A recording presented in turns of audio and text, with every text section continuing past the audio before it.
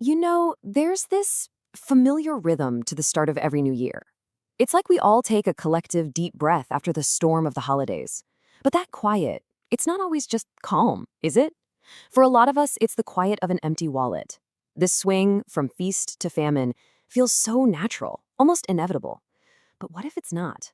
What if it's more like a carefully engineered ride, built from psychology, tradition, and just cold, hard numbers? So, the real question isn't just why we feel a little spent after the holidays. It's about this dramatic, almost predictable reversal of fortune that millions of us go through every single year. It really is a financial roller coaster. And like any good ride, it doesn't start with a drop. No, it starts with a slow climb, one that's fueled by a pretty powerful illusion. Yeah, the first part of this story, it's not about scarcity at all. It's actually about a carefully constructed illusion of abundance.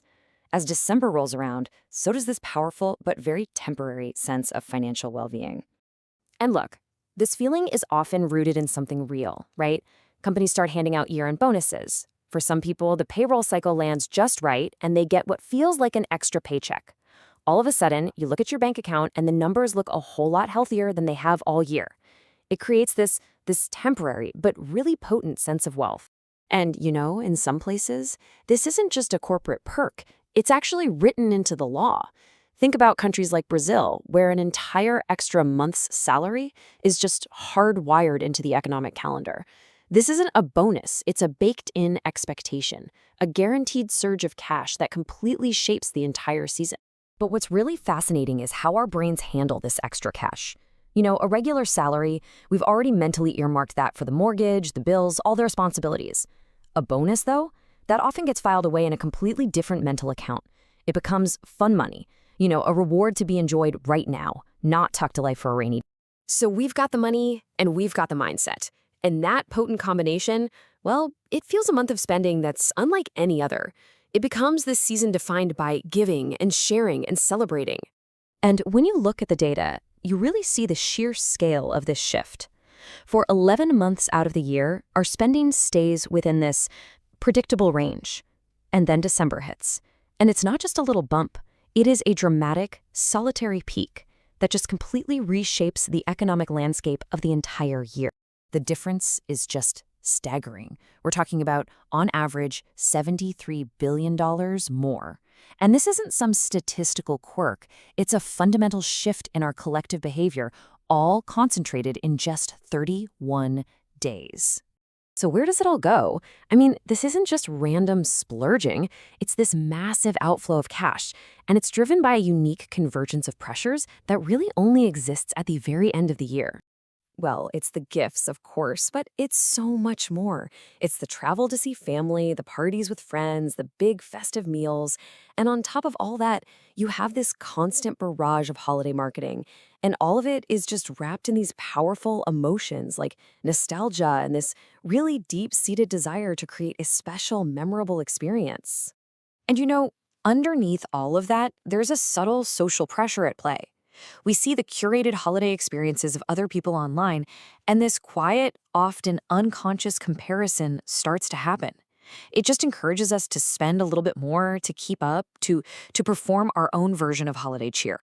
And then, just like that, the calendar flips. The music stops, the illusion of abundance, it evaporates, almost overnight, and the roller coaster begins its steep descent. The entire landscape just shifts. December's sense of celebration gives way to January's consequences. That freedom of discretionary spending is replaced by the weight of necessary bills. And the emotional high is followed by a very, very real financial hangover.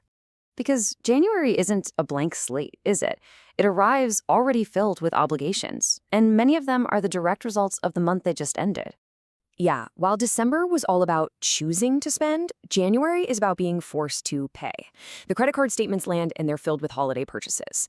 But on top of that, it's often a month where all these annual bills, insurance premiums, property taxes, new school fees, they all come due at once. And what's fueling this whole cycle really is credit. A huge amount of December spending isn't done with cash. It's done with the promise to pay later. And for the 40% of shoppers who carry that balance forward, well, December's joy becomes January's debt. Only now, it comes with interest. This phenomenon is so universal that it's earned its own name in many cultures. In Spanish, they call it La Cuesta de Enero, the slope or the hill of January. It just perfectly captures that feeling of an uphill financial battle right after the holiday indulgence. But the impact isn't just on our bank accounts. There's a really profound psychological shift that comes along with the financial reckoning. Some people call it post-holiday financial fatigue, and it's exactly what it sounds like, a state of exhaustion, both emotional and financial, that sets in after weeks of high spending, high energy, and intense socializing. The adrenaline is just gone, and what's left is the accounting. And this is where you can find the real cost, the stress. It doesn't just stay on the bank statement. It can bleed into our relationships, causing arguments over money. It can curdle into self-blame, regret, and this real anxiety about the choices we made just a few weeks before. The entire mindset just pivots. That feeling of abundance and generosity is replaced by one of austerity and caution. It's almost like a form of financial hibernation, a quiet retreat from the world of spending that can feel like a genuine kind of deprivation after the feast of December. And it really leaves you wondering, doesn't it? Is this violent swing from abundance to austerity just an unavoidable part of our modern rituals? A predictable, if painful, price that we've all sort of silently agreed to pay for a few weeks of light and warmth at the end of the year? This is the kind of topic we like to explore here. If this made you think, well, consider subscribing.